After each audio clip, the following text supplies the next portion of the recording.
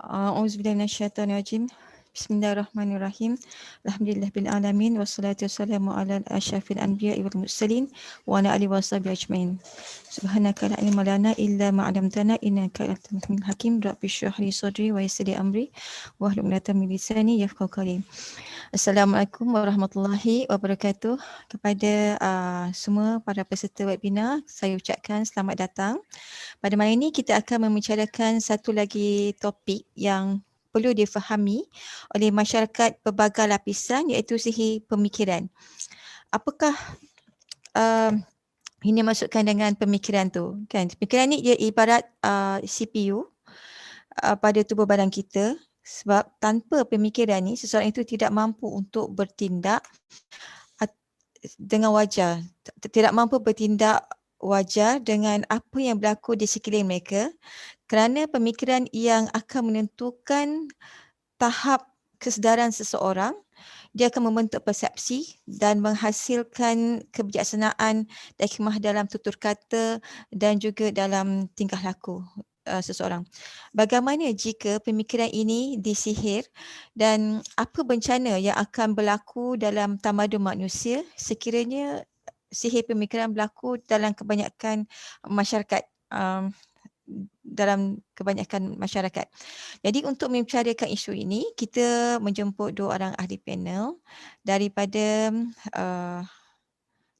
Gabungan Perawat Muslim Malaysia, iaitu Datin Sri Dr. Zainah Mohtar yang mempunyai latar belakang akademik dalam bidang perubatan dari Universiti Sains Malaysia, dan panel kita yang kedua merupakan Exco Gabungan Perawat Muslim Malaysia, Ustaz Zul Amirul Madrasih yang merupakan lulusan dalam Sarjana Muda Sains Bioperubatan dari Universiti Melaya.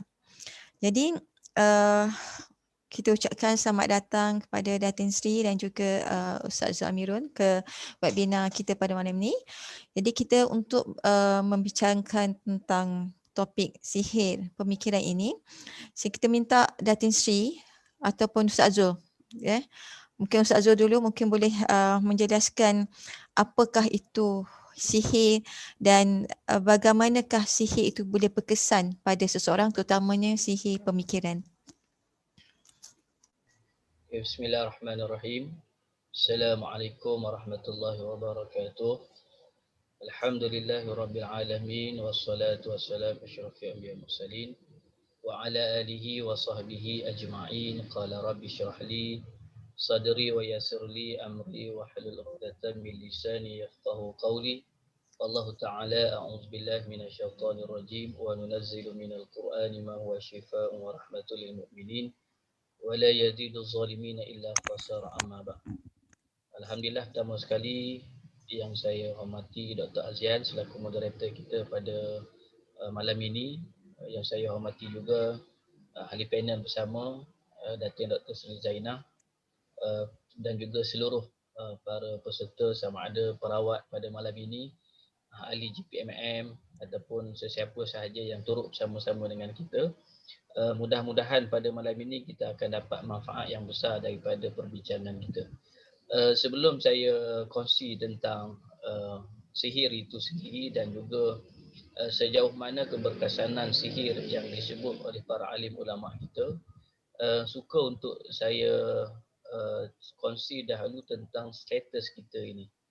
Sebab bila kita menilai ataupun kita memahami status kita, baru kita akan lihat begitu besarnya peranan manusia di atas dunia ini, dan cabaran-cabaran manusia juga besar bersama dengan tanggungjawab itu. Sebab itu Allah sebutkan dalam surah Al-Baqarah, Dr. Azian, ayat ke-30. A'udzubillahi minasyaitonir rajim. Wa idz qala rabbuka lil malaikati inni ja'ilun fil ardi khalifah qalu ataj'alu fiha man yufsidu fiha wa yasfiku ad-dima'a wa nahnu nusabbihu bihamdika wa nuqaddisu lak qala inni a'lamu ma la ta'lamun. Dan ingatlah ketika Tuhanmu berfirman kepada malaikat, sesungguhnya aku hendak menjadikan seorang khalifah di muka bumi.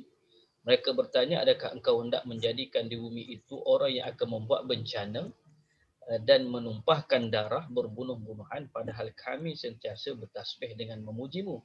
Allah berfirman, sesungguhnya aku mengetahui akan apa yang kamu tidak mengetahui. Dan bila kita memahami tentang ayat ini bahawa Allah telah memberikan satu tanggungjawab kepada manusia yang asalnya malaikat tak bersetuju, kerana potensi manusia itu, iaitu malaikat menyangka bahawa potensi manusia itu boleh membawa kerosakan. Namun Allah balas balik bahawa Allah Maha mengetahui, para malaikat itu tidak mengetahui. Maka Allah menjadikan manusia itu sebaik-baik kejadian sebagaimana dalam surah At-Tin, laqad khalaqnal insana fi ahsani taqwim, dan memberikan tanggungjawab kepada manusia kerana manusia itu mampu. Namun dalam kemampuan manusia itu ada pelbagai ujian yang didatangkan kepada manusia untuk membuktikan sama ada manusia itu beriman ataupun tidak, maka datang pelbagai ujian yang mana Allah sebut banyak sekali dalam Al-Quran yang mana manusia ini akan diuji. Hasiban nasu ayatraku ayaqulu amanna wa hum la yaftanun. Apakah kamu mengira Allah membiarkan kamu mengatakan amanah, kami telah beriman, sedang kamu tidak lagi diuji? Maka antara yang kita nak bincang pada malam ini adalah ujian sihir itu sendiri. Sihir yang mana Allah datangkan ujian yang akan membuktikan sama ada kita ni beriman ataupun tidak. Maka sebab itu bila kita lihat makna sihir itu, kita kena fahamlah sihir itu apa benda. Makna saya tak nak mengambil banyaklah tentang definisi sihir, namun ini takrifan yang tepatlah mengenai sihir yang sebagaimana disebutkan oleh Ibnu Qayyim di dalam kitab Zadul Ma'adnya, dan di situ saya kemukakan muka surat berapa mungkin boleh rujuk, yang mana disebut sihir ni apa dia? Sihir ialah kepersepakatan erat di antara si tukang sihir dengan syaitan laknatullah yang mensyaratkan tukang sihir tersebut agar melakukan perbuatan-perbuatan haram dan syirik di samping menyerahkan segala bentuk ketaatan kepada syaitan demi memperolehi bantuan dan pertolongan yang dihajati. Ini yang maknanya telah disimpulkan oleh para alim ulama kita, iaitu disebut oleh Ibnu Qayyim setelah mengambil banyak pandangan para alim ulama. Apa makna sihir itu? Sihir ini ialah berlakunya persepakatan di antara tukang sihir ni siapa? Manusia lah. Manusia bekerjasama dengan syaitan, yang mana dalam nak bekerjasama tu dia membuatkan perkara yang haram, perkara yang syirik, dan mengikut segala telunjuk dan melakukan ketaatan kepada syaitan. Balasan dia akan mendapat bantuan. Dia nak buat apa kepada keinginan dia, maka syaitan inilah akan membantu. Maka bagaimana pula pandangan para alim ulama kita berkenaan dengan kita sebut apa keberkesanan sihir itu? Apabila berlakunya kerjasama di antara syaitan dengan manusia, adakah maknanya ada keberkesanan dia? Dan kalau saya nak sebut tentang dalil tentang kewujudan sihir, maknanya bagi orang yang dia rasa ini benda baru bagi dia dan suka dia nak percayai, maka ketahuilah tentang apa sihir ini disebut dalam banyak ayat-ayat dalam Al-Quran, sebagaimana surah Al-Baqarah 102, surah Yunus ayat 77, surah Yunus ayat 81 hingga 82, surah Toha, surah Al-A'raf, surah Al-Falaq yang kita baca. Maknanya itu membuktikan bahawa yang sebut tentang sihir ini bukanlah daripada orang sebarangan, tetapi ia disebutkan oleh baginda sallallahu alaihi wasallam melalui firman Allah, iaitu dalam ayat Al-Quran. Bukan saja-saja tiba-tiba maknanya ini definisi GPMM je kata ada sihir, ataupun perubatan Islam, perawat Islam saja sebab dia nak menakut-nakutkan orang, tidak. Sedangkan sihir itu sendiri telah disebutkan dalam Al-Quran, maka bila ada dalam Al-Quran, maka menjadi kewajipan kepada kita untuk kita beriman kepada kewujudan sihir itu. Dan bila kita bercakap tentang sejauh mana keberkesanan sihir itu, dan bila kita lihat, bila kita lihat yang menyebutkan tentang keberkesanan sihir ini bukan dalam kitab perubatan Islam, tapi ulama dalam kitab akidah. Maknanya ulama akidah membicarakan soal ini kerana apa? Mempercayai hal-hal yang disebutkan oleh Allah dalam Al-Quran itu adalah satu pegangan akidah. Sekiranya kita menolak ayat Al-Quran, maka seolah-olah kita menolak Al-Quran itu sendiri. Maka sebab itu ulama dalam kitab akidah sendiri menyebut yang ini disebut kenyataan oleh ulama iaitu Abul Al-Izz Al-Hanafi rahimahullah, yang mana dia dalam mensyarahkan kitab akidah disebut apa dia? Kebanyakan ulama berpendapat keberkesanan sihir itu mampu menderitakan si mangsa, apalagi mengorbankannya, tanpa dapat dilihat dengan mata kasar apa-apa objek yang menyebabkannya mengalami sedemikian. Masya Allah. Maknanya dengan izin Allah, ulama bersepakat bahawa sihir ini kesepakatan antara manusia yang jahat, tukang sihir, dengan syaitan yang memang laknatullah itu mampu memberikan kesan yang buruk kepada manusia dengan izin Allah, iaitu mampu mendatangkan penderitaan. Sehingga kan boleh mengorbankan, maknanya boleh terbunuh. Manusia boleh terbunuh dengan izin Allah akibat daripada sihir. Maka ini sesuatu benda yang kita kena mengambil berat tentang adanya ujian sihir yang boleh membunuh kita dan ataupun boleh memberikan mudarat pada kehidupan kita. Dan keberkesanan sihir ini sabit di dalam hadis-hadis yang sahih. Sebagaimana menurut Abu Muhammad Al-Muqaddasi, sihir melibatkan penggunaan azimat, jampi, mantera, boleh memberikan kesan pada hati dan badan.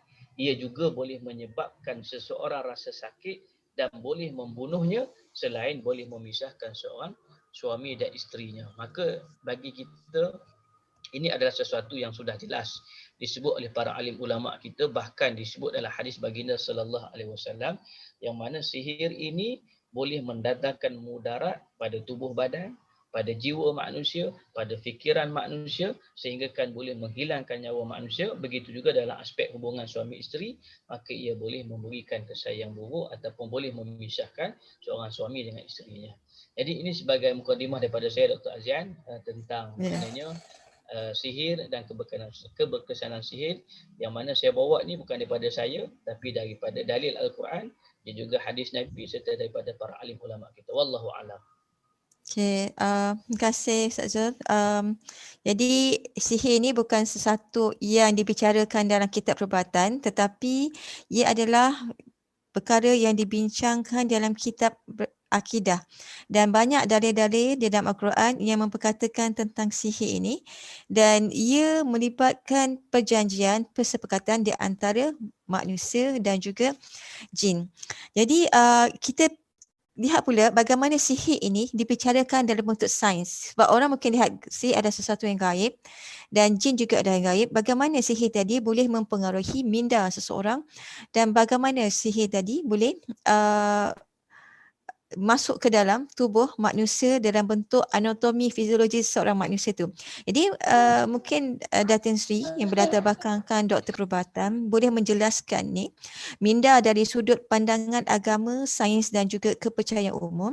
Bagaimanakah proses informasi berlaku dalam sistem badan sehingga membentuk persepsi dan kepercayaan yang menghasilkan satu tindakan pada seorang. Dan sejauh mana minda boleh dikuasai dan disihir dalam proses pergerakan informasi tersebut yang masuk ke dalam tubuh seseorang. Silakan Datin Sri. A'udzubillahi minasyaitonirrajim. Bismillahirrahmanirrahim. Assalamualaikum warahmatullahi wabarakatuh. InsyaAllah saya terus kepada poin yang seterusnya, dan sebagaimana yang Ustaz Zul dah explain mengenai definisi sihir. Kalau kita menyebut pemikiran, kita tak akan lari berbincang mengenai minda. Jadi kat sini insyaAllah saya akan lebih fokus kepada minda, apa itu minda, dan kita nak tahu di mana minda berada dan bagaimana minda bekerja. Dan bolehkah minda dikuasai atau hijack atau disihir, dan bagaimana mengatasi minda dari dia hijack ataupun dikuasai. So insyaAllah sebenarnya yang kita faham kalau kita membincangkan mengenai minda, selalunya kita tak akan lari daripada membincangkan mengenai minda sedar dan juga minda separasedar. Kalau dikatakan minda sedar adalah minda yang menggunakan reason, logik ataupun intelligent, makna kecerdikan ataupun kebijaksanaan dalam pemikiran kita, mana itu adalah minda sedar. Mana dalam bentuk perbincangan yang kita lakukan sekarang ni, insyaAllah kita berada dalam keadaan minda sedar. Tapi minda parasedar adalah minda yang menyimpan banyak maklumat untuk diri kita. Mana dia adalah yang non-critical, non-analytical, non-judgmental, dan dia tak ada bounding, tak ada limit. Jadi kalau minda sedar, faktor minda sedar adalah minda yang kalau seseorang yang berfikir, kalau kita menggunakan akal, ketika itu kita menggunakan minda sedar. Contohnya ketika kita baru belajar naik basikal dalam keadaan yang berhati-hati tu, maknanya kita ketika itu kita menggunakan minda sedar yang tinggi. Tapi ketika kita sudah mahir dalam berbasikal, secara spontannya pergerakan kita sudah tahu bagaimana cara untuk berbasikal, itu adalah dilakukan oleh minda parasedar. Sebab minda parasedar ni dia menyimpan segala maklumat yang dah menjadi habit ataupun yang mesejnya dah diantar kepada sistem badan untuk pergerakan yang secara spontan. Itu minda parasedar. Jadi kalau minda sedar ni maknanya conscious mind kepada subconscious mind, untuk masukkan maklumat daripada conscious mind kepada subconscious mind tu, dia memerlukan ikhtiar. Ikhtiar adalah maksud memilih sesuatu. Kemudian kita buat plan, melakukan pekerjaan tu dengan sungguh-sungguh agar dapat kejayaan apa yang kita pilih. Jadi barulah maklumat tu dimasukkan kepada subconscious mind. Maknanya kalau kita menggunakan conscious mind, kita memang terpaksa menggunakan tenaga untuk memikirkan. Tapi jika kita menggunakan minda parasedar secara direct, maknanya selalunya dia akan menggunakan dua kaedah untuk masuk maklumat kepada conscious mind dengan kepada subconscious mind. Satu melalui conscious mind, lagi satu melalui hypnotize. Hipnotis. Maknanya kalau bahasa Melayunya adalah pukauan lah. Sebab kalau sebut perkataan pukauan ni, dia banyak agak sensitif isu dia. Sihir, saya rasa insyaAllah bagi saya lah, sihir selalunya dia akan masuk melalui sistem hipnosis. Maknanya sistem ketika conscious mind kita withhold. Untuk masuk hipnosis berlaku, conscious mind mesti duduk belakang. Dia mesti di-freeze-kan. Sebab kalau conscious mind alert, hipnosis tak boleh berlaku. Jadi selalunya kalau sihir kawan, dia mesti hold conscious mind kita, sama ada kita dalam keadaan lalai atau kita dalam keadaan antara tidur dengan tak tidur. Ketika itu baru hypnotize boleh berlaku. Jika tidak, kita ada kuasa sendiri, kita ada kekuatan diri untuk menahan maklumat tu masuk. Sebab kita perhatikan telefon, melalui telefon orang boleh pukau kita, sebab ketika menggunakan telefon ataupun skrin TV ke skrin komputer, gelombang kita adalah dalam bentuk alfa yang amat tinggi. Maknanya dominant alfa. Alfa adalah gelombang ketika brain kita dalam dominant alfa, dia merupakan pintu untuk buka kepada subconscious mind. Jadi untuk pukauan berlaku ataupun sihir berlaku, keadaan seseorang tu mesti dominan alfa. Baru gelombang sihir pemikiran boleh masuk. Jadi kalau kita banyak menggunakan telefon, kita banyak menggunakan skrin komputer, TV, mana chances untuk kita dibuka amat tinggi. Sebab ketika tu alfa kita amat tinggi. Kecuali ketika kita melihat telefon, kita melihat skrin komputer ataupun TV, ketika itu kita aktifkan kita punya beta dengan cara berfikir, bertanya semula betul ke tidak, soal jawab dengan apa yang kita lihat. Maknanya kalau kita tengok WhatsApp punya maklumat, kita hanya terus baca je tanpa mempersoalkan maklumat tu, chances dia ayat tu pukau kepada kita amat tinggi. Sebab orang boleh pukau melalui telefon. Bila dia baca je ayat dalam telefon tu dengan tanpa berfikir, tanpa soalkan balik kata-kata daripada telefon tu, chances untuk dia kena sihir pemikiran tinggi. Tapi tak semestinya lah.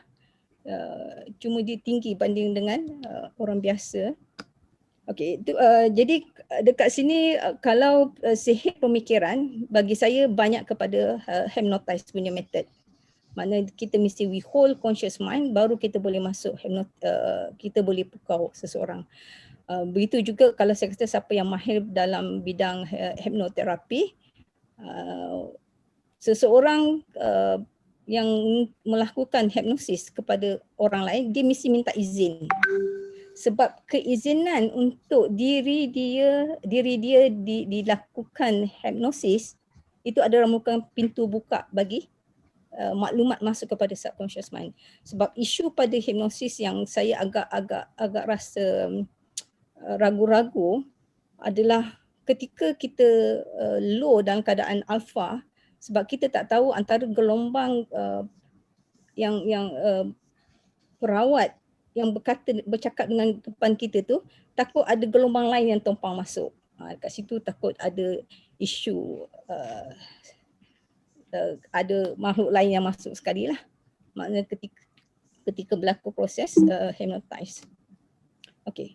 Kalau kita tengok sistem brain maklumat untuk masuk ke subconscious mind, selain daripada kata-kata, sebab daripada kata-kata ayat, dia akan membentuk satu gambar. Sebab subconscious mind dia membaca at the end bahasanya adalah gambar picture.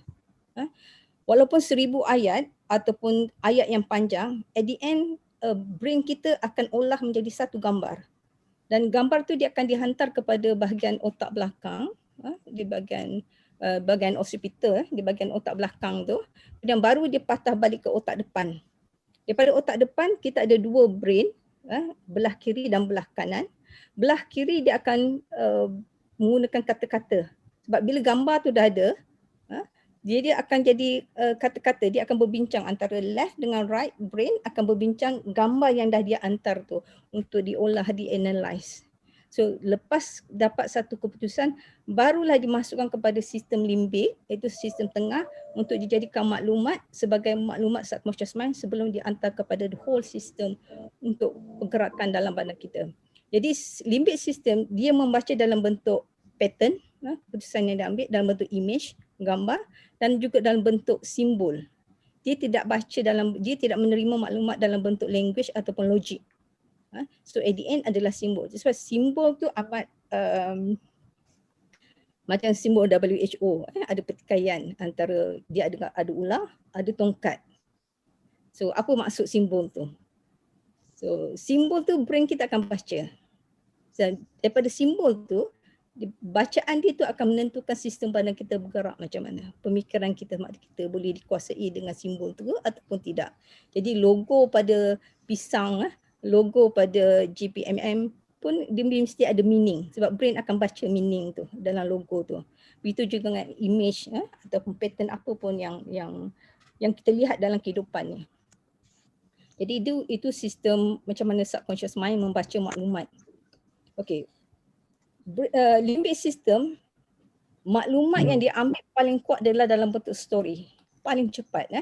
So, kalau kita bercerita, dia punya kecepatannya 22 kali ganda memori tu disimpan berbanding dengan tanpa cerita. So kalau kita tengok Al-Quran, dalam Al-Quran banyak cerita-cerita, banyak metafora, perumpamaan, banyak sumpahan-sumpahan yang Allah sebut dalam Al-Quran. Sebab cara Allah cipta brain kita je, brain kita memang dalam bentuk macam tu. Kalau kita kaji, bila kita kaji baru kita faham kenapa Allah banyak sebut dan cerita dalam Quran. Sebab brain kita menerima cerita untuk diingat 22 kali ganda daripada ayat-ayat yang lain.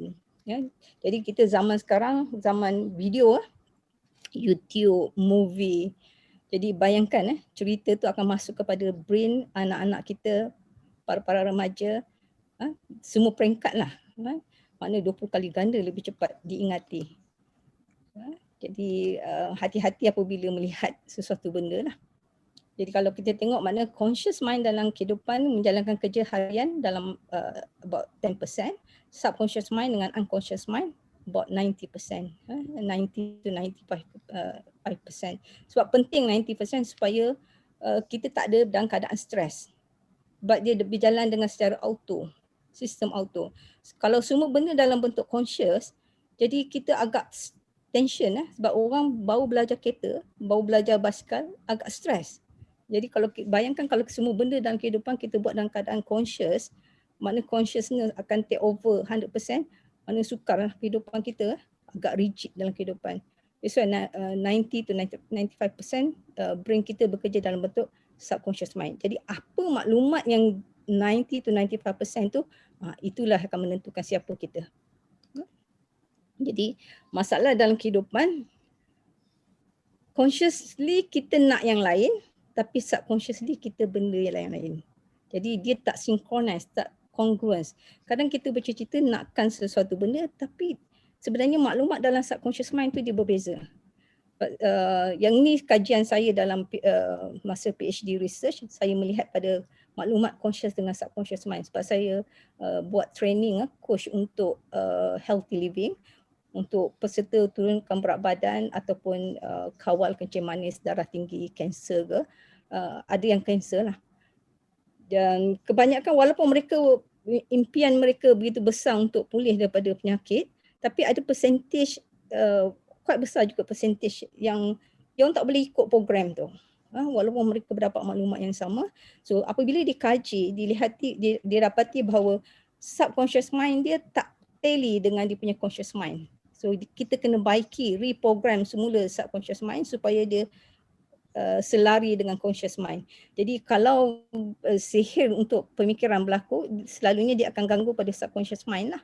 Sebab untuk conscious mind, kalau conscious mind alert, dia tak boleh masuk ke dalam subconscious mind.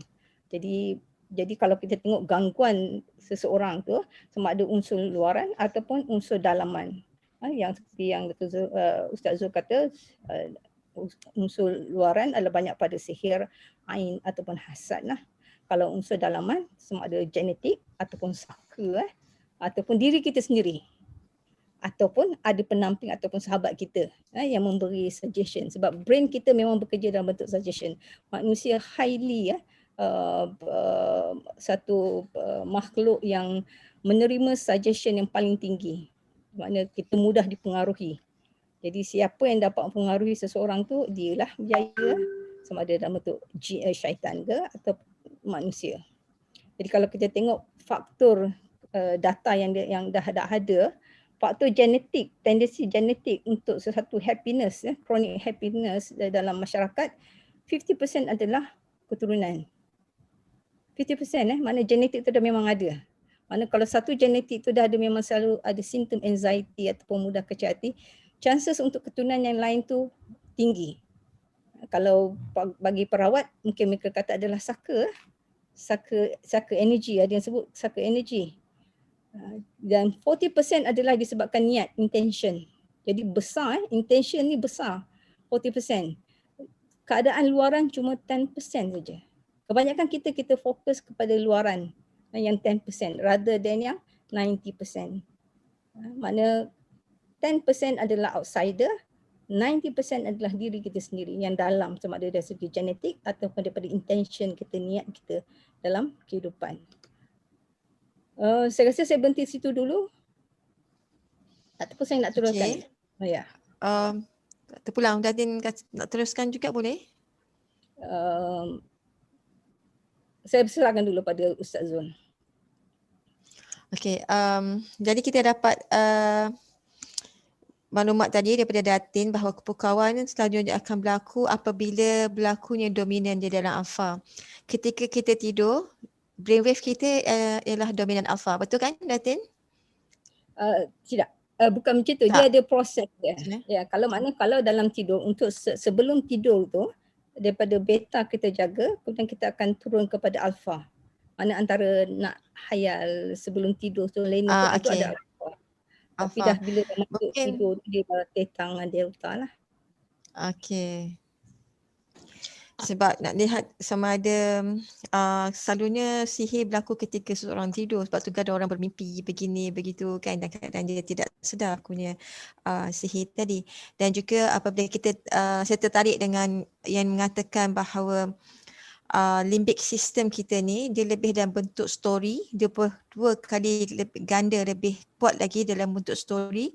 Jadi sebab itulah mungkin ya masyarakat ni lebih memahami, menghayati drama-drama daripada ceramah yang berbentuk lebih kepada kata-kata. Mungkin begitu. Kalau drama kadang-kadang boleh memberikan kesedaran kepada penonton. Kadang ada penonton berubah kerana menonton drama kan, kesedaran membanding dengan ceramah yang ustaz bercakap selama sejam, 2 jam, kadang tak masuk dalam limbic system agaknya. Sebab tu penting juga kita faham bagaimana pemikiran kita ini berlaku. Dan Ustaz Zul boleh jelaskan apakah jenis-jenis sihir pemikiran yang ada dan bagaimana sihir itu dilakukan, dan ada tak cara untuk kita membasmi sihir-sihir tersebut? Okey, baik. Terima kasih sekali lagi pada Dr. Azian. Jadi saya teruslah untuk saya bincangkan berkenaan dengan yang kita boleh katakan ini adalah termasuk dalam kategori sihir ataupun sihir berkait rapat dengan pemikiran. Dan dalam tempoh dah sebut tadi tentang hipnosis. Dan sebab tu saya bawa sekali yang pertama sekali bentuk sihir pemikiran ni adalah sihir pukau. Dan ini disebut sendiri dalam surah Al-A'raf ayat 115 hingga 122. Begitu juga surah Taha ayat 65 hingga 66 yang mana Allah ceritakan tentang bagaimana ahli-ahli sihir Fir'aun memukau dengan maknanya menjadikan bahan di tangan itu menjadi ular, menjadi sesuatu yang berlainan dan sebagainya, itu termasuk dalam pukau. Dan bila kita sebut sihir pukau ini memang kebanyakan terjadi dalam masyarakat kita. Ada yang dikongsikan seorang pakcik ni sehingga kan dipukau sampai satu bidan tanah dalam hari yang sama. Kan maknanya ikut kawan ni pergi ke pejabat tanah, boleh buat dalam masa satu hari tergadainya tanah. Dan na'udzubillah ada juga kes sehingga kan seorang wanita tak sedar dia telah memberikan maruahnya itu kepada seorang lelaki yang tidak dikenali akibat daripada terkenanya pukau tadi. Di ATM berlaku, bagi duit dalam itu saja. Dan ada scammer love ni yang mana Datin sebut tadi, saya memang itu berlaku.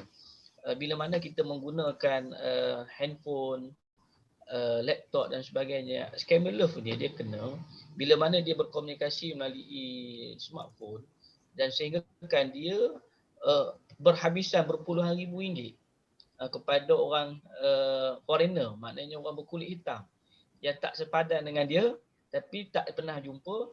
Dan mak dia cerita pada saya sehingga kan dia mencuri lagi duit nenek dia tu 20,000 nak bagi kepada seorang lelaki tak dikenali. Kita ni kalau kawan kita nak pinjam RM1,000 pun belum tentu bagi. Banyak alasan kita bagi ni. Ini orang yang tak dikenali boleh kita beri sehingga kan berpuluhan ribu. Bahkan ada satu kes membuat pinjaman alung untuk memberikan duit itu pada orang lain. Na'udzubillah. Ini satu benda yang perlu kita ambil serius. Maka sebab itulah antara tanda sihir-sihir pukau ini ialah sesuatu objek yang maknanya asalnya tetap, antaranya ni berlaku tetapi tiba-tiba sahaja ia bergerak-gerak, demikianlah sebaliknya. Dan saya pernah pergi satu kedai itu, maknanya pekerja dia nampak patung tu tak bergerak, asalnya statik lah. Tapi sentiasa nampak bergerak, sekejap duduk situ, sekejap di sini. Sebenarnya benda itu tak bergerak tapi dia sahaja nampak bergerak. Tidak semua orang nampak bergerak. Begitu kadang-kadang kita tengok ada orang cakap, oh benda tu cakap dengan dia lah, benda ni cakap. Mana itu adalah sebenarnya boleh dikategorikan sebagai orang tu mungkin ada masalah sihir pukau. Ataupun sesuatu objek yang asalnya kecil tiba-tiba bertukar menjadi besar dan demikianlah sebaliknya. Dia boleh nampak tiba-tiba dia kata pokok depan tu nampak besar lah, ataupun dia nampak itulah, dia nampak inilah, sehingga kau orang akan kata dia ni betul tak betul ni. Awak ni ada masalah mental problem ni, sehingga kan orang lain nampak elok je, kenapa awak saja nampak macam tu. Kan dia pergi ke pejabat dia nampak macam-macam. Dia kata kenapalah ni begini. Ni orang lain tengok dia ni betul tak betul bos kita ni. Kenapa merapu merepek ni. Sedangkan apa yang dia nampak itu betul tetapi tidak benar. Macam mana nak cakap tu betul tapi tidak benar. Maknanya dia nampak tu betul lah apa yang dia nampak tapi benda tu tidak benar. Kerana ia dipukau. Begitu juga diperlihatkan sesuatu yang bukan hakikatnya yang sebenar. Dia boleh nampak kadang-kadang ini orang ni datang pada dia, orang tu datang pada dia kan, masa-masa duduk baring tu kata tadi kawan datang ya. Tadi Pak Mat tu datang, ni bersembang cerita ni pasal harta itu, pasal ini. Jadi dia duduk bercerita benda-benda yang sebegitu, sedangkan kita boleh kategorikan juga itu tanda. Tak semestinya, tapi kita sebut itu adalah tanda-tanda yang boleh kita kategorikan sebagai orang di pukau. Dan ini amat bahaya sebab apa?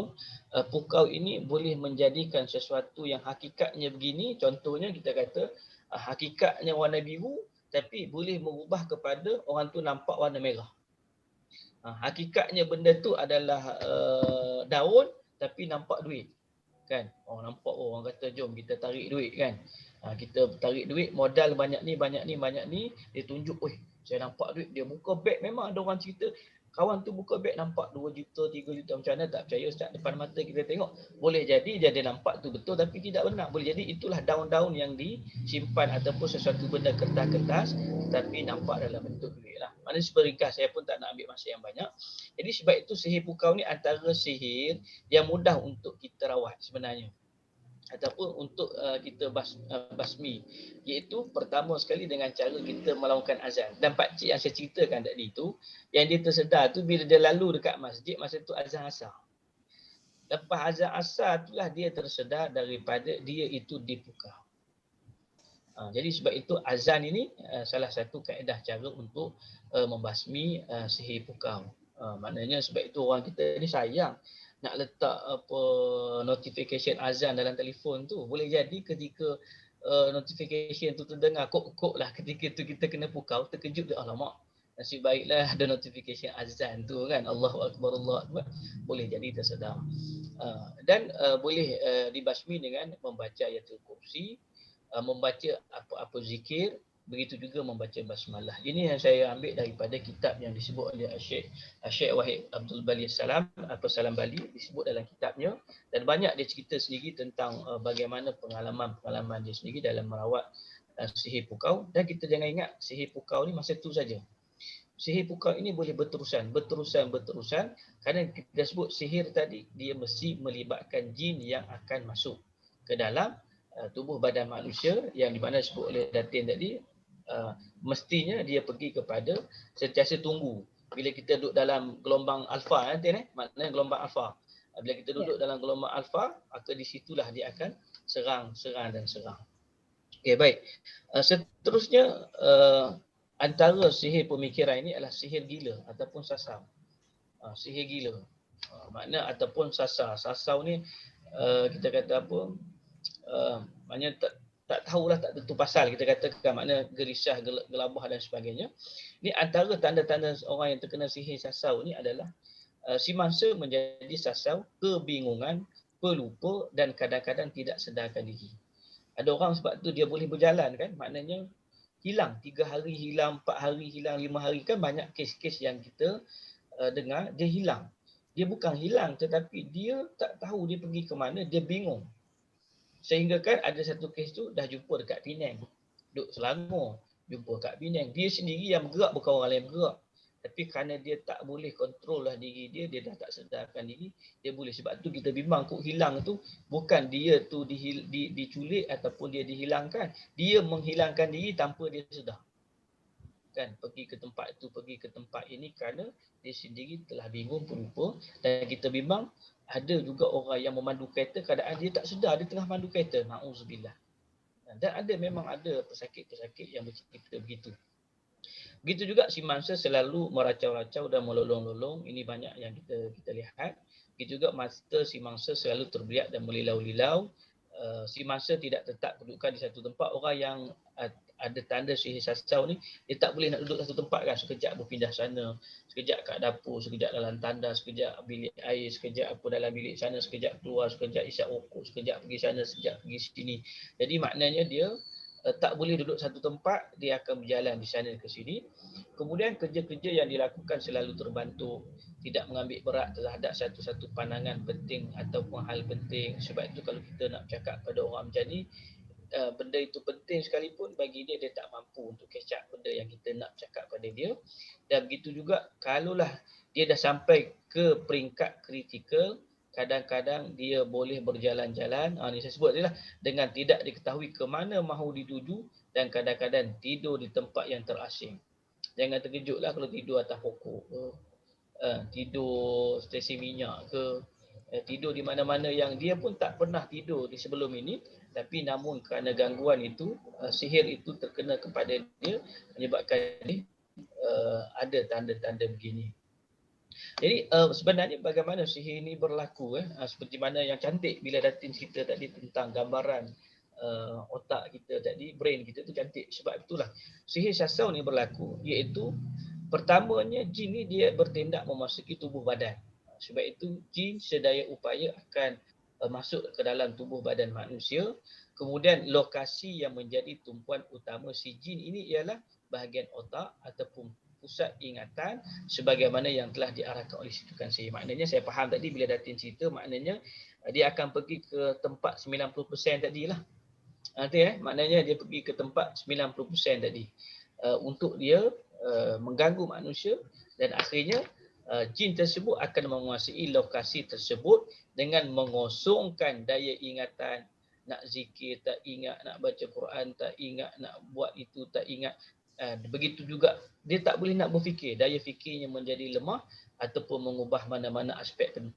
Ini yang kita bimbangkan. Sebab itu sihir ini memang berlaku, dan sebab itu kita mesti mengetahui bagaimana bentuk-bentuk sihir ini dan bagaimana caranya kita mengenal pasti, dan bagaimana nak membasmi sihir ini.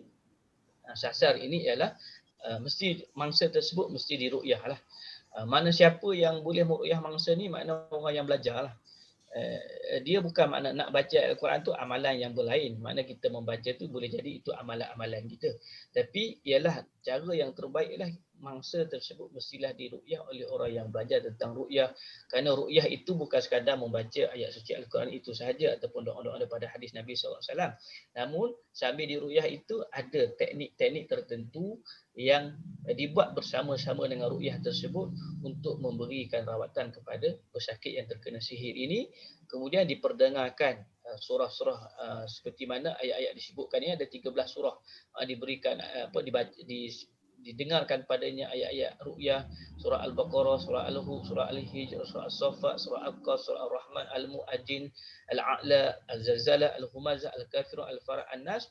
Dan diperdengarkan ini adalah sehinggalah maknanya kita rasa benda tu dia dah bertambah baik. Maknanya bukan 1 hari, bukan 2 hari, bukan 3 hari, bukan 4 hari, tapi bergantung kepada keadaan mangsa tersebut, sehingga kan kita rasa dengan kita merawat meruqyah mangsa dan memperdengarkan ayat-ayat suci Al-Quran itu, maka sihir yang terkena itu dapat diselesaikan.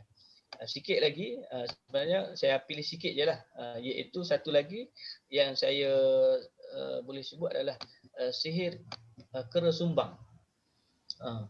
Sihir kera sumbang. Kera sumbang ni tahu apa maksud dia, kera sumbang ni?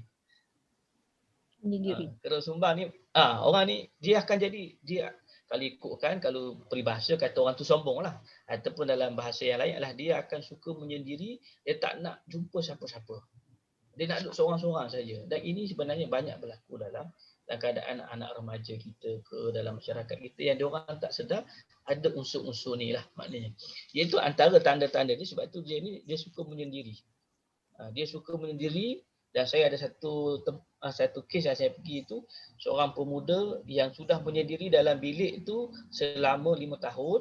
Dia duduk di situ, bilik tu kosong. Maknanya tak ada apa-apa, lantai sahaja. Maknanya lantai pun tak ada kapet, tak ada pelapik, kosong. Memang kosong betul. Dia tidur pun di situlah, maknanya dia duduk di situ. Selama 5 tahun, bayangkanlah maknanya dia tak nak keluar dalam bilik yang kita tengok pun, Allah macam mana, bantal tak ada, apa-apa pelapik pun tak ada, tapi boleh duduk menyendiri dalam bilik tu selama 5 tahun. Dan bila dia mandi pula, dia mandi dalam bilik air tu, paling sekejap pun adalah 4 jam, 5 jam. Paling kejap tu. Masya Allah, maknanya itu sesuatu benda yang yang memberikan mudarat yang besar. Begitu juga dia akan tidak suka melibatkan diri dalam pergaulan. Asalnya orang kata pelik lah, dulu you punya suami ni suka kan ajak main golf lah, ajak berbasikal lah, suka buat event itu, suka buat event ni, buat makan-makan, kadang-kadang buat doa selamat. Tapi bila dia terkena, dia langsung tak nak melibatkan diri dalam pergaulan dengan orang lain. Begitu juga dia akan jadi pendiam, tidak gemar berbicara. Mungkin sebelum ni dia seorang happy go lucky, seorang yang suka bercerita. Kalau ada anak-anak saudara datang, ahli kerabat yang datang, ahli keluarga datang, kalau buat majlis dan sebagainya, dialah orang yang memeriahkan suasana. Tapi bila terkena sihir ni, dia akan jadi pendiam. Dia akan tidak gemar berbicara dan dia akan benci nak melibatkan diri dalam hal-hal masyarakat, dan fikiran dia selalu tidak menentu dan tidak tentu arah, sentiasa mengalami pening-pening kepala dan selalu sahaja mengasyikkan diri sendiri. Ini antara dia punya tanda-tanda. Dan bagaimanakah sihir ini berlaku? Biasanya si tukang sihir akan mengutuskan jin kepada mangsa dengan menyuruh si jin itu masuk ke dalam badan mangsa, dan di dalam tubuh mangsa ini si jin akan memulakan tindakan jahat, iaitu mengacau-ngacau bahagian otak si mangsa. Ini mungkin Dating Seri akan ceritalah pada kita lebih detail lagi ni, maknanya macam mana ni cara dia mengacau-ngacau bahagian otak ini, dan otak bercelaru ni macam mana itu Datin akan jelaskan sebentar lagi. Dan hasil perkhianatan yang dilakukan itu, kelakuan si mangsa akan mula berubah menjadi seorang bersikap lain dari sikap yang sebenar. Maknanya totally different. Maknanya orang boleh lihat, ini bukan dia lah. Kalau kawan-kawan yang kenal, ahli keluarga, dia bukan, dia anak yang penyayang. Tapi sekarang agresif. Pukul isteri, pukul mak, pukul ayah, dia jadi agresif, menjerit sana sini. Dia bukan. Sedangkan sebelum ini dia seorang yang berwatakkan sopan dan santunnya, dia boleh bercakap lembut. Tapi sekarang ni kalau bercakap tengking-tengking. Kan, kalau nak benda tu, kalau dia tak puas hati, dia ambil barang, dia hempas, dia pecahkan barang-barang tersebut. Makna ini adalah hasil daripada pengkhianatan jin dalam otak manusia melalui syaitan laknatullah tadi, jin tadi memberikan kesan. Berat atau ringan kesan-kesan menimpa ke atas si mangsa itu bergantung kepada kekuatan atau kelemahan jin itu sendiri. Maknanya kalau bomoh tu dia banyak modal dan dibayar dengan jumlah yang lumayan, mungkin dia hantar jin ni level tinggi sikit lah. Kan kalau RM50, RM30 itu mungkin maknanya kesannya tak kuat manalah kan. Tapi kalau dah letak banyak sangat, maknanya modalnya, maknanya mungkinlah kita kata itu benda tu berlaku. Dia ada level-level dia yang dia hantar, dan begitu kita kena fahami. Jadi antara cara untuk kita basmi sihir ini,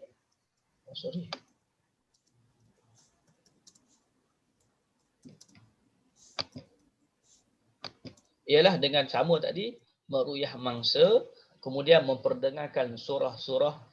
Kalau perasan tadi tak sama, makna surah yang didengarkan penyakit sasau dengan keresuban ni tak sama. Tapi ada yang sama, tapi ada yang tak sama lah. Tapi tak sama, iaitu surah Al-Fatihah.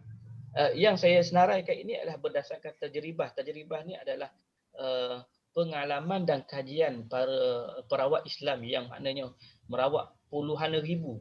Maknanya dah merawat puluhan ribu mangsa-mangsa yang terkena sihir ini, maka dia kemukakan. Maknanya berdasarkan kajian-kajian itu, maka dia katakan bahawa diperdengar surah Al-Fatihah, surah Al-Baqarah, surah Al-Imran, surah Yasin, surah As-Safa, surah Ad-Dukhan, surah Az-Zariyat, surah Al-Hashru, Al-Ma'arij, surah Ghasiyah, Al-Zazalah, Al-Qari'ah, dan Ikhlas, Al-Falaq dan An-Nas, serta mandian air ru'yah.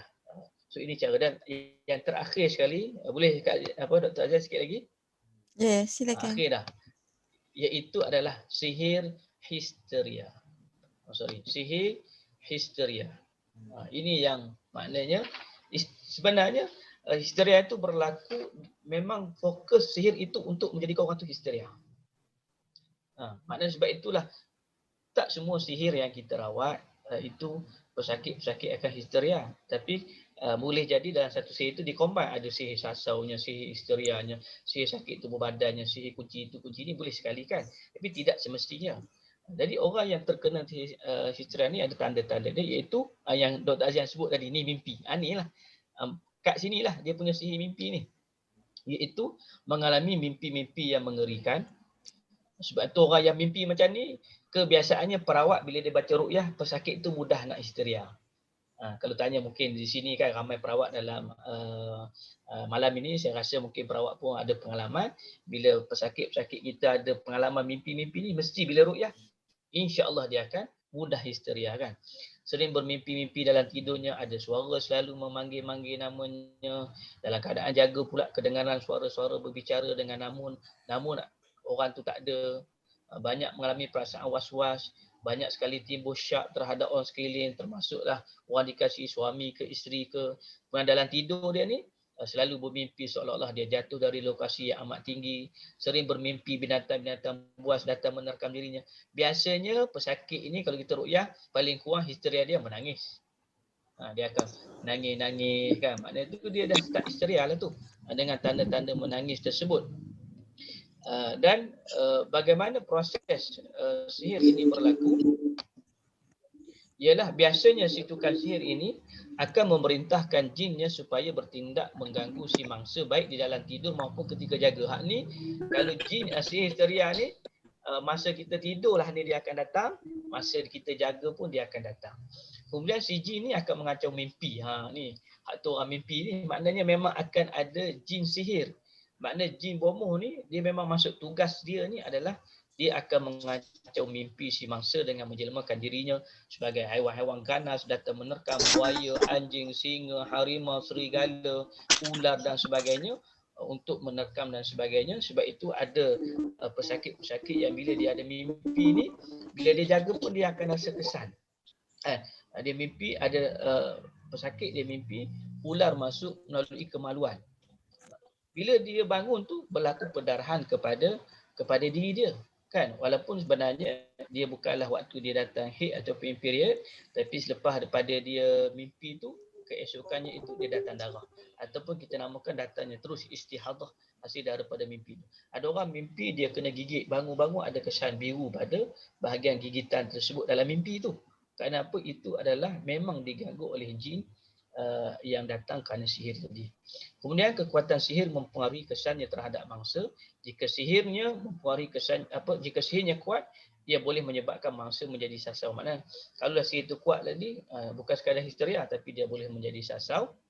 Jika sihirnya lemah, mungkin si mangsa tu hanya ditimpa penyakit was-was sahaja kan. Ambil wuduk pun banyak kali, nak sembahyang pun tak payah nak selesai, ataupun nak buat itu buat ini dia jadi was-was. Jadi cara untuk menangani mengubati si histeria ini adalah dengan meruqyah mangsa. Kemudian kita minta mangsa ni berwuduk dan membaca surah kursi sebelum tidur. Ini ada disebut dalam hadis Imam Bukhari dan Imam Muslim. Begitu juga membaca surah Al-Ikhlas, surah Al-Falaq dan surah An-Nas. Kemudian ditiup pada kedua tapak tangan dan disapu keseluruhan badan. Ini untuk benteng diri. Supaya ketika mana kita tidur, jin sihir ataupun apa-apa sahaja jin yang datang nak mengganggu kita ketika mana kita tidur. Seperti mana yang Datin sebut tadi, bila kita tidur ni, 90% tu sebenarnya 40% dah unconscious. Maknanya dah tak sedar kan nanti kan. Maknanya masa nak tidur tu sedar lagi, separa sedar 50% tu maknanya, tapi bila dah pergi ke tidur tu maknanya kita dah tak sedar. Begitu juga membaca surah Al-Baqarah dan juga membaca zikir pagi dan petang. Jadi kesimpulan kepada sihir pemikiran ini sebenarnya banyak lagi yang kita boleh senaraikan, tapi yang saya sentuh ini adalah sihir-sihir yang biasanya berlaku kepada masyarakat kita dan kita tak sedar bahawa dia punya poin utama itu adalah kepada bahagian otak, bahagian brain, yang inilah melibatkan pemikiran kita, daya ingatan kita, sedar tak sedar kita, pertimbangan kita baik ataupun buruk. Sebab itu bila dia mengganggu sistem otak kita ini, itulah kita tidak dapat membuat pertimbangan yang baik, membuat keputusan yang betul. Begitu juga kita berfikir untuk melakukan perkara-perkara yang baik. Jadi sekadar itu dulu untuk round kedua ini, Dr. Azian, wallahu a'lam. Okay. Tentang yang sihir pukau tadi, sebenarnya kalau nak tahu dalam undang-undang polis memang terdapat kesalahan pukau lah. Maknanya jika terkena pukau, kita boleh beraduan pada pihak polis dan ada tindakan mahkamah untuk sihir pukau sebenarnya. Mungkin orang tak tahu ya, sebenarnya benda tu ada di dalam boleh dibuat aduan lah pada pihak polis kalau orang dah terkena pukau. Dan mungkin tentang yang pukau, lagi satu pukau yang mungkin selalu digunakan oleh para penjual tanpa kita sedar. Kadang-kadang salesman, sales girls, dia menggunakan sihir pukauan kata-kata supaya orang terpedaya dengan apa yang dia jual, apa dengan kata-katanya. Mungkin Datin boleh explain sikit nanti tentang sihir yang digunakan oleh para penjual barang kan. Kadang-kadang dia gunakan sihir untuk orang terpukau dengan kata-katanya katakan. Dan mungkin juga boleh explain bagaimana dengan angau. Adakah angau tu termasuk di bawah sihir pemikiran ataupun angau tu adalah sebenarnya datang daripada diri, nafsu dan kehendak. Dan mungkin Datin boleh bagi cadangan kan, apa yang Datin boleh cadangkan kepada masyarakat untuk mengelakkan minda ini dari dikuasai, atau bagaimana cara untuk mengatasi bagi mereka yang telah dikuasai minda mereka oleh sesuatu yang lain. Seperti contoh katakan ketakan internet. Adakah ia termasuk dalam sihir pemikiran atau ia dikuasai oleh nafsu dan kehendak diri seseorang tu? Sebab ialah mungkin gambar adalah satu bentuk sihir. Dia tidak dalam bentuk kata-kata seperti yang Datin kata. Lambang tadi boleh diterjemahkan sebagai satu sihir logo. Logo boleh menjadi sihir kepada pemikiran. Jadi mungkin Datin boleh explain sikit yang bab ini. Saya sambung sikit mengenai masih lagi mengenai pemikiran. Sebab kalau kita tengok bagaimana sistem kita, sistem biologi kita, mana kita keturunan setiap manusia dia memegang 46 kromosom, maknanya 23 dapat daripada ayah, 23 daripada ibu. Jadi benda ni sejak daripada Adam dan Hawa, dia berderetan turun temurun sehinggalah kita dapat benda tu. Jadi makna ke dalam sistem badan kita, kita akan ada menyimpan semua maklumat yang ada pada Adam, insyaAllah. Cuma dia sama ada dia express ataupun tidak express. Sebab setiap individu tu dia ada unik yang tersendiri. Itu yang kita panggilkan switch on, switch off genetik. Makna dia ada pada DNA tu. Sebab DNA tu dia menentukan fizikal kesihatan kita dan juga behavior kita ataupun karakter. Jadi dalam sains kita tahu bahawa DNA ni boleh switch on, switch off. Mana kita masih ada masa lagi untuk offkan genetik yang kita tak nak, terutama dalam bentuk karakter. Kemungkinan ada certain kita tak boleh nak ubah, makna paras rupa semua tu kita dah tak boleh nak ubah. Tapi dari segi sifat, karakter dan kesihatan itu masih lagi boleh switch on, switch off. Terutama dari segi pemakanan, certain pemakanan dia akan boleh switch off certain gene, genetik. Dengan cara berpuasa pun boleh offkan certain genetik terutama untuk obesity. Jadi makna peranan itu yang orang kata ada saka energy, sebab saka energy tu walaupun keturunannya disihir tapi malangnya sihir itu masih melekat di DNA keturunan dia. Jadi dia bawa dari satu keturunan ke satu keturunan. Dan makna kadang bila kita seorang tu kena sihir, kemungkinan keturunan dia dulu pernah kena sihir. Jadi dia dapat sihir tu disebabkan DNA dia. Jadi kalau kita tengok dari segi DNA, macam mana DNA express, dulu kalau sains dia kata DNA itu destinasi kita. Maknanya kalau you dah on tu, itulah you. Tapi sekarang didapati bahawa faktor yang mempengaruhi DNA switch on switch off dia adalah banyak. Dia panggil environments ataupun energy. Yang ni kita panggil epigenetik. Dia boleh disebabkan makanan, air yang kita minum, suara yang kita dengar, color yang kita lihat, emosi, perasaan, apa yang kita fikir, apa yang kita yakini, frekuensi alam, kosmetik, planet, star, kristal, germs, stone, semua dia boleh efek pada sistem DNA kita. Jadi macam mana kita nak gunakan dia, sebab Allah kata dia hamparkan muka bumi ni untuk kegunaan manusia sebagai khalifah dia. Jadi kalau kita, kat situ juga ada ujiannya, kalau kita anggap benda tu sebagai bergantung kepada tu, jadi dah salah akidah lah. Tapi kalau kita anggap Allah hadiahkan untuk kita sebagai kita berjalan di muka bumi ni sebagai khalifah dia untuk kegunaan kita, sebab kita akan diserang di hadapan, belakang, kanan, kiri, atas dan bawah. Mana serangan-serangan tu Allah dah siapkan untuk kita, macam mana kita nak protect diri kita. So insya-Allah saya rasa Jadi begitu juga dengan peredaran malam dan siang. Macam mana siang dan malam merubah sistem badan kita, macam mana hormon berfungsi. Zaman sekarang jadual tidur dah lari tu. Sekarang ni pun kita dah lewat. Sepatutnya kalau nak tidur yang cantiknya adalah dalam pukul 9. Kita dah start tidur, dimskan lampu. So by pukul 10 tu kita dah mula tidur. Sebab ketika tu lah antara pukul 9 ke pukul 2 ataupun pukul 3, ketika tu berlaku baik pulih DNA dan selepas tu baik pulih psychological. Sebab mimpi selalunya kita akan dapat selepas pukul 3. Selepas pukul 3 tu adalah mimpi yang untuk baik pulih psikologi. So kalau kita dapat tafsirkan mimpi, kita ingat mimpi kita tu, dekat situlah sebenarnya ada penawar dia. Maksudnya kalau kita tahu apa yang kita fikirkan ataupun kita boleh tahu apa yang ganggu kita. Jadi saya rasa kat sini saya tak tahu siapa yang pandai tafsir mimpi ya. Okey, ini adalah dalam bentuk alam. Dan kita tahu bahawa sistem badan kita dia akan mendengar segala apa yang kita fikirkan. So negativity dalam pemikiran kita dia akan bring down kita immune system. Jadi kita sekarang berhadapan dengan COVID. Bukan hanya pada kuman COVID tu, tapi tindakan terhadap mengawal COVID tu sendiri pun dah satu menakutkan.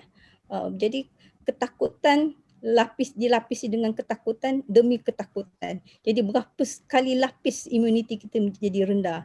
Jadi kita fahamlah kenapa banyak kes kematian mungkin bertambah-tambah kerana ditambahi oleh dengan ketakutan. Wallahu alam. Sebab kalau kita tengok kita punya sistem nervous system dia akan direct kepada immune system dan daripada immune system juga dia bagi signal balik kepada nervous system. Jadi dia berkitar dekat situ kalau kita tengok macam mana immune system kita. Jadi kalau seseorang yang dalam keadaan stres, sama ada dari segi behavior dia, kita akan nampak perubahan dalam bentuk behavior dia, emosi dia ataupun cognition dia. Jadi dia akan efek kepada sistem usus. Kat sini saya dah tak tahu macam nak tekan ni. Okey. Dia akan efek direct daripada brain, dia akan efek kepada sistem usus. Dekat ciliac terang sebab dia gunakan sistem sympathetic autonomic nervous system, bukan central nervous system. Jadi dia akan efek kepada ciliac terang, dia kemudian akan bagi isyarat kepada sistem usus dan kat sini akan berlaku keradangan. Daripada keradangan sistem usus ni, barulah dia masuk balik semula kepada sistem darah, dia akan efek kepada the whole sistem badan kita. Jadi sebab dalam hadis Nabi kata, perut manusia itu tempat segala penyakit, manakala pencegahan itu pokok dari segala pengubatan. Mungkin bukan hanya setakat perut ni disimpan sebab untuk makanan, tapi emosi, stres ni sebenarnya dia punya attack ni adalah pada sistem usus. Gut, iaitu bahagian hulu hati kat bahagian atas antara dada dan perut, dekat tengah-tengah tu tempat kita letakkan tapak tangan ketika solat, tapak tangan kiri tu. Jadi penyakit ini menyebabkan inflammation ni, kanser, cardiovascular, name it lah, diabetic, arthritis, autoimmune disease, neurological disease, pulmonary disease. Jadi maknanya kalau kita dalam keadaan stres, ketika itu kita mudah seseorang tu mudah disihir. Jadi perancangannya untuk merosakkan sistem badan manusia itu memang dah teratur dah. Sebab dia dah tahu dah macam mana sistem manusia bekerja. Jadi efek saja beri kesan pada pemikiran, jadi stres berlaku, so automatik sendiri akan berlaku perubahan dalam sistem badan menyebabkan kita akan jadi huru-hara dalam sistem badan kita. Jadi kat sini saya bagi macam mana pemikiran seseorang. Ini yang dalam lab yang saya buat research PhD dulu. Saya menggunakan EEG, EMG dengan ECG. Saya tengok gelombang jantung, gelombang otot dan gelombang brain.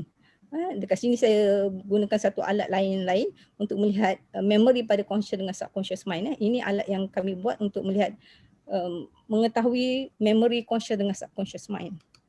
Jadi apa finding yang saya dapat dalam lab tu, setiap individu dia kena buat zikir tafakur dulu, dia kena khusyuk, kena turunkan gelombang dia sehingga alfa. Selepas gelombang alfa baru dia buat affirmation, kata-kata dalam diri dia untuk dia dapatkan sesuatu impian dia nak. Jadi kat situ saya nak melihat bagaimana proses impian dia tu berjalan dalam sistem badan dia. So dia sistem kata-kata kita dia bergerak daripada dada daripada dada dia masuk kepada sistem tulang belakang, kemudian dia masuk kepada otak tengah limbik sistem, kemudian diolah kepada otak belakang, dia akan patah balik ke otak depan, kemudian otak depan akan communicate dengan sistem dada, kemudian baru buat satu keputusan. Bila satu keputusan dia akan masuk kepada limbik sistem dan kita akan nampak signal kepada otot. Apabila ada signal kat otot, mana saya tahu bahawa mesej yang dibuat tu sudah melalui proses ni. Tapi malangnya banyak ramai peserta kat situ, dia punya sistem dia dalam bentuk sama ada dalam bentuk 1, 2 ataupun 3. Yang bentuk 1 ni kebanyakan pada wanita yang saya tengok, dia flat, dia tak ada information, tiba-tiba masuk information. Kemudian dia flat semula, kemudian dia masuk balik information. Sebab perempuan ni dia tak stabil. Kejap nak, kejap tak nak, kejap nak, kejap tak nak. Sebab dia mudah melayang fikiran dia. Sebab bila saya tanya dia orang kenapa information dia kejap masuk, kejap tidak. Sebab dia kata ketika ada kalanya dia kata dia tengah berangankan benda yang lain. Tapi bila teringat dating kata alamak kena marah, so dia akan tarik balik dia punya memory. Dia balik dia punya consciousness, jadi kita akan nampak signal. So signal yang kedua ni flat. Selalu bila flat dekat sini, makna information tak masuk. Information hanya tersangkut dekat bahagian limbik sistem. Dia tak diolah kepada sistem yang lain. Dan selalunya di sini adalah disebabkan memory yang lepas. Sama ada dia ada kesalahan. Sama ada dia ada kesalahan pada mak ayah. Ataupun ada satu peserta tu, saya minta dia fikir kepada mak ayah tak lepas. Dia minta fikir kepada suami pun masih lagi flat. Dan tiba-tiba dia istighfar. Bila dia istighfar, signal masuk. So mana kata, makna yang ini macam bagi isyarat bahawa dia dengan Allah sebab dia istighfar. Istighfar signal masuk. Sebab dia kalau signal tu kalau dengan mak ada kesalahan pada mak, bila dia fikirkan mak dia, signal akan masuk. Makna kita tahulah itu pada mak dia. Tapi malangnya dia tak mengaku sebab dia kata takkan dia ada buat kesalahan dengan Allah. Jadi sayang saya rasa kat situ sebab tapi sebelum pun saya dah tengok karakter dia selalu mengatakan dia perfect. Dia orang yang baik, everything baik untuk dia. Jadi ketika tu dia tak mengaku salah bahawa dia ada kesalahan dengan Allah. Sayanglah kat situ saya nampak. Tapi yang ketiga ni kebanyakan pada orang lelaki. Orang lelaki dia punya mental dia kuat strong banding dengan wanita. Jadi that's why dia agak ke depan untuk menjadi pemimpin bagi wanita. Jadi makna ini adalah flow untuk orang yang stres dengan orang yang tak stres. Mana kalau yang stres ada memory kat dalam ni, selalunya maklumat untuk higher cortex dia tak boleh berfunction. Maknanya dia akan menggunakan maklumat yang lama saja. That's how brain kita bergerak. So dalam keadaan stres juga, prefrontal lobe otak akal dekat depan ni yang tempat kita sujud tu dia tak boleh function. So memorinya hanya bersekitar kepada limbik system. So sekarang dalam keadaan COVID, orang stres dekat rumah, so kita boleh bayangkan macam mana emosi mereka, macam mana cara pemikiran mereka, macam mana mereka bertindak. Agak menakutkan kalau kita fikirkan kat sini. Okay, saya rasa saya skip yang ni. Soalan Dr. Azian. Jadi kita tahu bahawa kebanyakan isu yang kita dapat dalam kehidupan ni adalah disebabkan isu masa lepas. Sebab daripada subconscious mind adalah isu semasa kita di kecil, zaman kanak-kanak. Semasa emosi kita, masalah sosial kita, baru kita selalunya kita akan adopt health risk behavior dan akan menyebabkan all the disease dengan social masalah isu sosial. Makna apa yang tersembunyi di dalam subconscious mind. Yang ni kat sini saya lebih tunjuk kepada anatomi macam mana sistem brain bekerja. Jadi kalau kita tengok dekat sini, okey. Ini adalah gelombang alfa. Alfa ni adalah pintu untuk masuk kepada subconscious mind. Makna beta adalah conscious. Bila kita masuk pada alfa, makna pintu terbuka. Bila pintu terbuka, baru kita boleh masukkan information kepada subconscious mind. Makna gelombang theta dengan gelombang delta. Dia macam mana sistem brain kita bekerja. Jadi kalau seseorang yang melihat telefon ataupun terpukau ke apa dalam keadaan lalai, cara untuk kita bangunkan dia kena beri satu kejutan.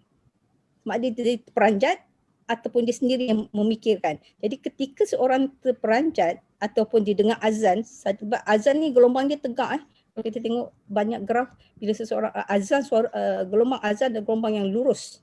Jadi bila lurus tinggi, chances dia pukul kita kepada gelombang beta tinggi. Jadi bila beta tinggi, maknanya kita dah conscious lah, baru kita sedar. Maknanya kita boleh klik balik. Kita boleh teringat balik. Tapi kalau tak dapat ke gelombang beta, so kita akan terpukul lama lah dekat sini. Jadi kunci untuk kesedaran mesti dapatkan beta. So cara macam mana kita nak dapatkan beta tu, so yang tu kena fikirkan lah. Dia banyak cara. Okay. Yang kedua, ini adalah isu brain. Yang saya nak masuk pada isu hati. Sebab kita asyik fikirkan brain pada pemikiran. Sebenarnya hati lagi kuat. Sebab kalau kita tengok hati, heart, dia mempunyai kekuatan elektrikal 100 kali ganda daripada brain dan kekuatan magnetically dia 5,000 kali ganda daripada brain. Jadi kekuatan hati sebenarnya yang akan pukul daripada bawah ke atas. Sebenarnya makna daripada hati, jantung, dia akan bawa memori, maklumat pergi ke otak atas untuk sebagai ke medulla, ke cortex untuk thinking, ke thalamus untuk cortical activity. Jadi dia ada dua keadaan. Satu sama ada coherent ataupun incoherent. Coherent ni adalah kedudukan gelombang jantung, dia sinkronis cantik macam tsunami. Tsunami gelombang dia besar, teratur. Jadi bila gelombang besar teratur, dia akan hantar maklumat tu tinggi. Tapi kalau gelombangnya dalam bentuk rhythm yang wave yang kecil-kecil, jadi tak kuat. Jadi kita tak perlu takut kat sini. Macam mana? Bila dia incoherent, maklumat daripada hati susah nak sampai ke brain. Dekat sini ketika incoherence ni lah boleh hijack berlaku. Selalunya incoherent apabila seorang tu ada frustration dalam diri dia, ada anxiety, worry, geram, marah, all yang negatif punya emosi. Ketika itu dia punya heart rate dia dalam keadaan incoherence. Maknanya kecil-kecil aja dia punya wave dia kalau kita tengok. Tapi orang yang coherent, yang positive emotion, yang ada selalu berasa syukur dalam diri dia, appreciation, ada rasa cinta, ada rasa sayang, lembut orang dia, and orang yang care, dia punya gelombang dia ada dalam bentuk coherent. Besar gelombang dia. Kalau kita tengok data tu, saya ada alat dia untuk ukur benda ni. So kita tengok gelombang dia cantik. Jadi bila gelombang cantik, pukulan, bayangkan seseorang,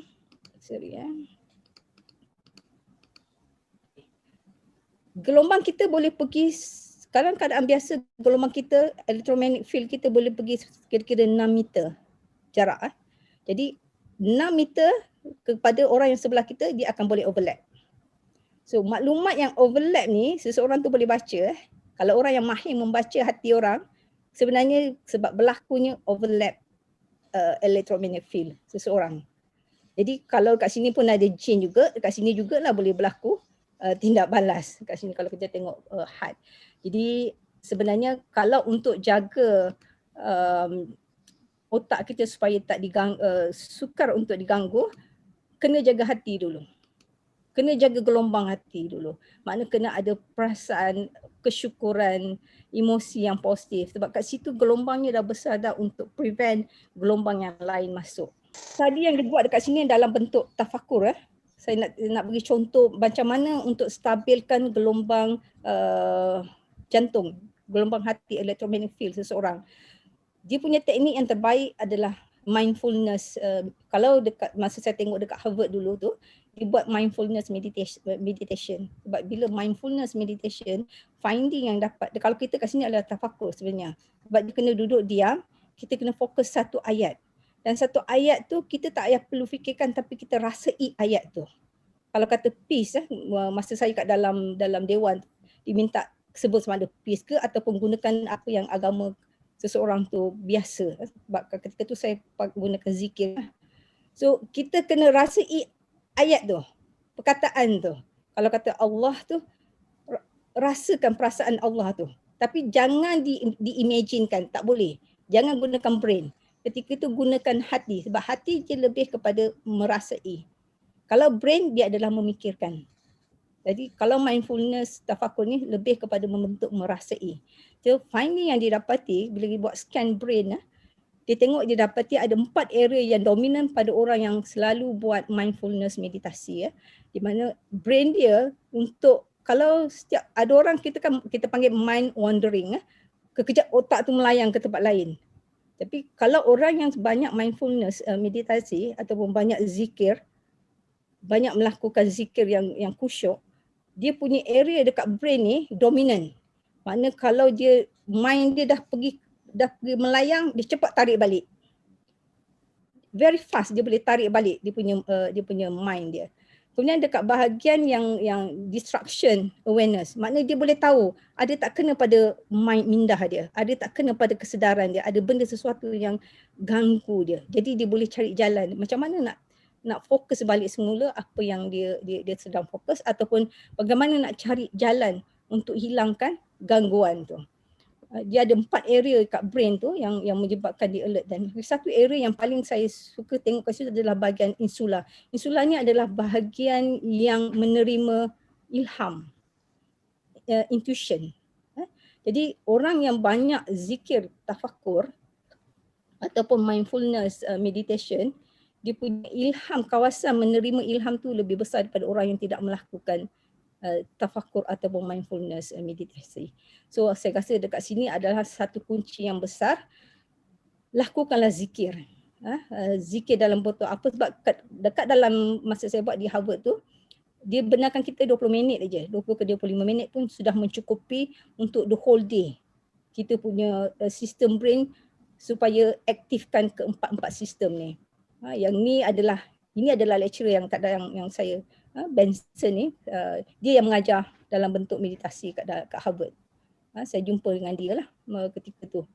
So dia melakukan relaxation response changes, gene expression. Mana dia ambil darah peserta sebelum selepas untuk 20 minit buat meditasi mindfulness meditation. Kemudian dia akan tengok DNA, apa yang express selepas meditasi 20 minit tu. So dia dapati kira-kira 4,500 genetik yang baru yang keluar, yang express, yang genetik tu adalah, DNA tu adalah untuk cover diri kita sekiranya berlaku stres dalam kehidupan. Jadi sebenarnya Allah dah Nabi dah ajar, Allah dah ajar Nabi macam mana untuk protect diri kita. Walaupun kita being expose banyak benda musuh, tapi ada teknik tertentu yang kita boleh gunakan untuk cover diri kita. So saya kata itu antara yang saya boleh share kan. Bagaimana untuk menghalang kita daripada dipukau. Kalau kita dah buat semua benda ni, kalau masih lagi dipukau, itu kita serahkan la haula wala quwata illa billah. So saya serah balik kepada Dr. Azian. Terima kasih Datin Sri tentang penerangan yang sangat menarik. Di sini ada soalan, adakah sebenarnya sihir penyakit ain itu adalah salah satu daripada sihir pemikiran? Dan soalan lain, adakah konsep ancestor memory dia sama dengan bawaan DNA keturunan yang terkena sihir? So macam mana? Ustaz Zul nak jawab tentang adakah ain itu termasuk dalam sihir pemikiran? Okay, Bismillahirrahmanirrahim. Bila kita bercakap soal ain ni adalah dia lebih khusus daripada sihir. Sebab itu ulama dia bincang tentang ain ni panjang lebar. Dengar Dengar. Dia bincangkan panjang lebar dan disenaraikan ada paling kurang 6 perbezaan antara ain dengan sihir. Ada 6. Kalau saya boleh kongsikan, saya sebut apa beza sihir dengan ain ni. Yang pertama sekali, sihir ni dia lebih umum daripada ain. Orang yang menyebabkan seorang lain terkena penyakit ain ni, dia lebih khusus. Dan ada ulama menyebut itu juga sebagai penyihir khas. Maknanya orang tu boleh menyebabkan seorang tu jatuh sakit kerana orang tu khusus. Macam kita kata seorang ni disihir secara umum, Satu orang boleh jadi yang tukang bomohnya 5 orang, 6 orang kan. Bomoh siang pun dia jumpa, bomoh ni pun jumpa, bomoh tu jumpa. Ain tak. Ain ni dia spesifik kepada orang itu yang menyebabkan kamu terkena ain. Dan yang keduanya, sihir ni dia boleh berlaku kerana tujuan yang jahat. Maknanya mungkin kerana dia deki, dia marah. Tapi ain, perkara yang takjub juga boleh menyebabkan seorang itu terkena ain. Dia tak marah, dia tak iri hati, namun dia takjub pada seorang itu, dia berbeza dengan sihir. Sihir ini secara umumnya kerana orang tu berniat jahat. Tapi ain tidak semestinya berniat jahat. Itu yang kedua. Yang ketiganya, sihir dan ain ni dia mempunyai kesamaan di segi memudaratkan mangsa. Maknanya, ya, dia boleh memberikan mudarat mangsa, tetapi puncanya berbeza. Kalau sihir kadang-kadang disebabkan rasa tak puas hati, panah barang yang tersebutkan ain, dia boleh disebabkan keburukan pandangan mata. Maknanya sebab tu dinamakan ain. Dia datang daripada keburukan pandangan mata, sehinggakan timbulnya perasaan takjub itu juga terhadap manusia. Sebab itu ain ni dia akan terkena pada benda yang maknanya benda yang kita kata apa, yang hidup. Maknanya kepada manusia boleh, kepada haiwan boleh, disebut pada ahli ulama kita. Dan kalau yang perbezaan lagi antara ain dengan sihir ni, seorang yang penyihir mungkin menyediakan satu perancangan yang rapi lah. Kadang-kadang dia minta, kan kalau kita jumpa, mungkin pengalaman berawak dah jumpa macam-macam kan. Bila kita jumpa bang sihir, guna duri landak lah, apa dipanggil kain kapan lah, guna minyak itulah, guna ini. Ain tak. Dia tidak perlu perancangan apa-apa, dia hanya pandangan mata boleh menyebabkan serta-merta orang tu jatuh sakit. Sebagaimana yang hadis-hadis disebutkan oleh Nabi sallallahu alaihi wasallam. Dan yang kelima, seorang itu tidak akan menyihir dirinya sendiri. Kan? Maknanya ada tak kita sihir? Tapi ain boleh disebabkan oleh diri kita sendiri. Ada satu kes ain ni bila mana dia tengok cermin, dia rasa takjub dengan wajah dia sendiri, tiba-tiba dia jatuh sakit. Itu perbezaan ain. Ain boleh dimudaratkan oleh diri kita sendiri kerana kita berasa takjub kepada diri kita. Tengok kan, tak ada seorang ibu nak menyihir anak dia, maknanya yang kecil ni. Tapi dengan ain, seorang ibu takjub dengan anak-anak dia, ambil gambar itu, ambil gambar ini, buat macam-macam. Dia pun rasa comelnya anak aku, apa cantiknya, sehingga kan dia tidak berlindung dengan kalimah zikrullah, maka boleh menyebabkan ain. Itu beza ain dengan sihir. Yang keenam, sihir tidak akan berlaku melainkan disebabkan perbuatan orang yang tidak berhati peruk dan juga jahat perangannya. Akan tetapi ain ini boleh berlaku kepada orang-orang yang soleh. Sahabat Nabi sallallahu alaihi wasallam, sahabat Nabi radhiyallahu anhu, maknanya kita kata apa, dekat dengan Nabi sallallahu alaihi wasallam, beriman, bertakwa kepada Allah, namun boleh memberikan kesan ain kepada sahabat Nabi yang lain juga. Maknanya tak semestinya orang tu jahat. Maka sebab itulah penyakit ain ni penyakit yang kita kena lebih berhati-hati lagi. Maknanya sihir pun kita dah rasa takut dan berhati-hati.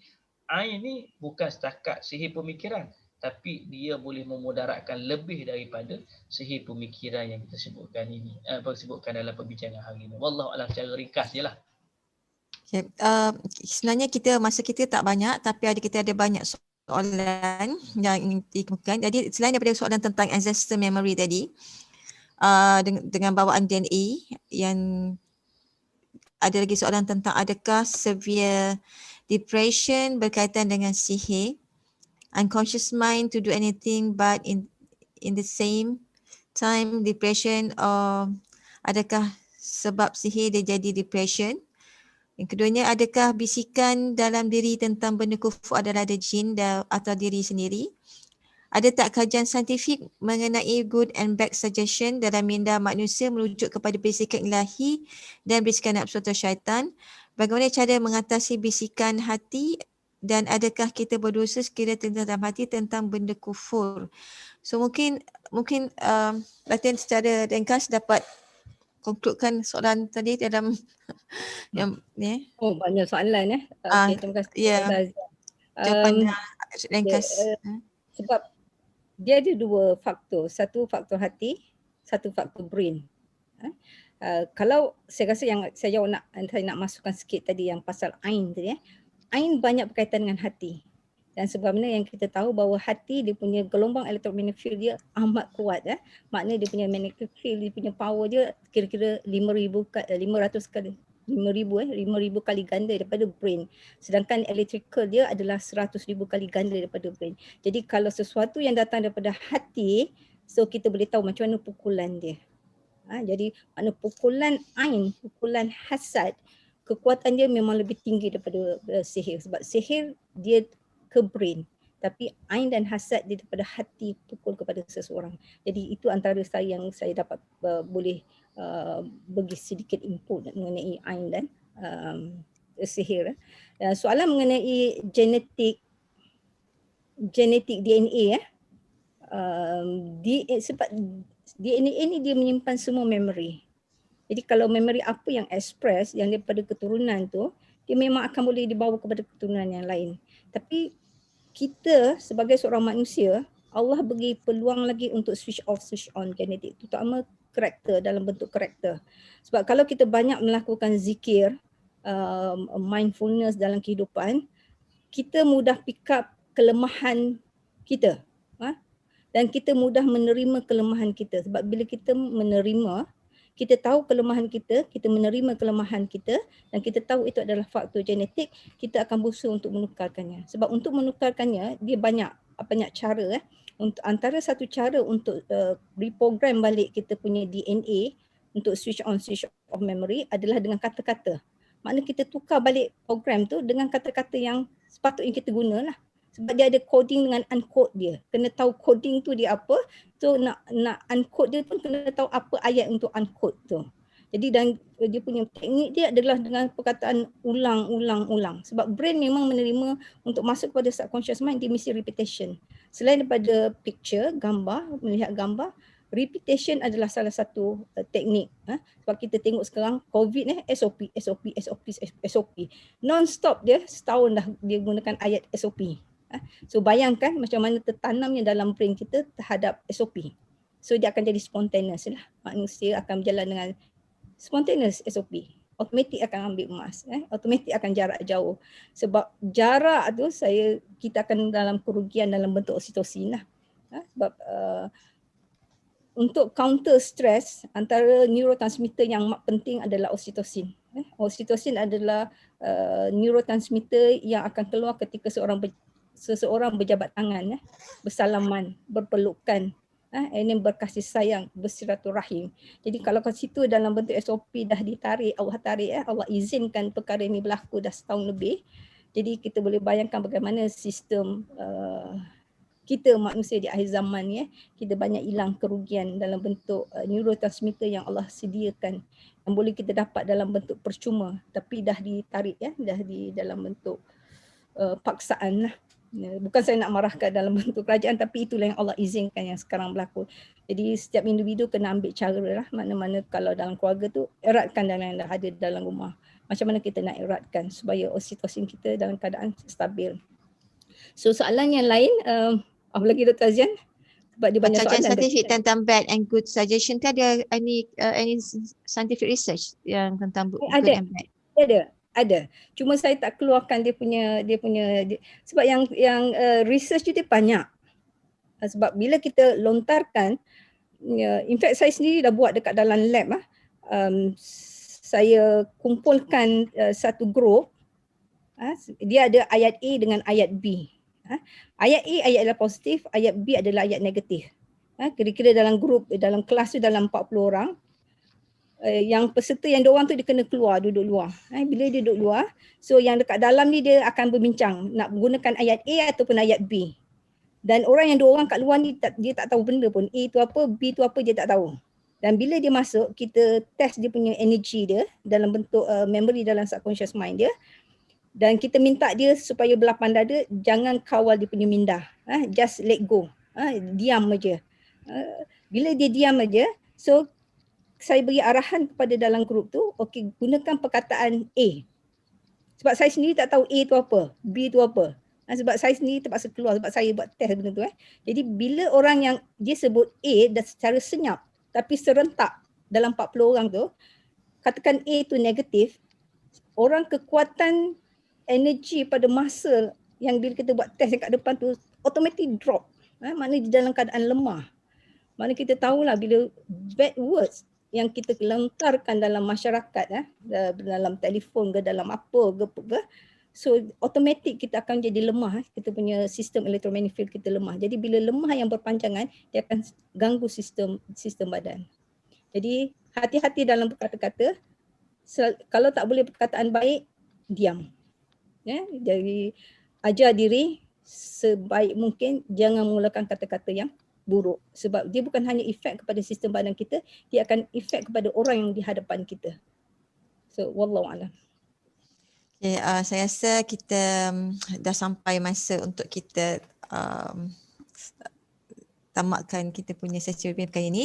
Apa yang mungkin kita dapat hari ini ialah tentang emosi yang positif itu boleh membantu seseorang itu dalam penyembuhan sihir pemikiran, dan kekuatan hati yang berzikir itu dapat mengatasi sihir pemikiran yang berlaku di otak, kerana kekuatan hati adalah lebih kuat daripada di otak.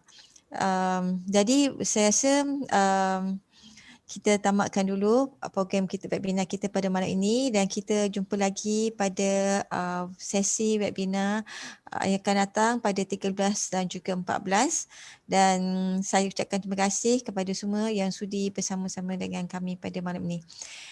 Assalamualaikum warahmatullahi wabarakatuh. Assalamualaikum warahmatullahi wabarakatuh.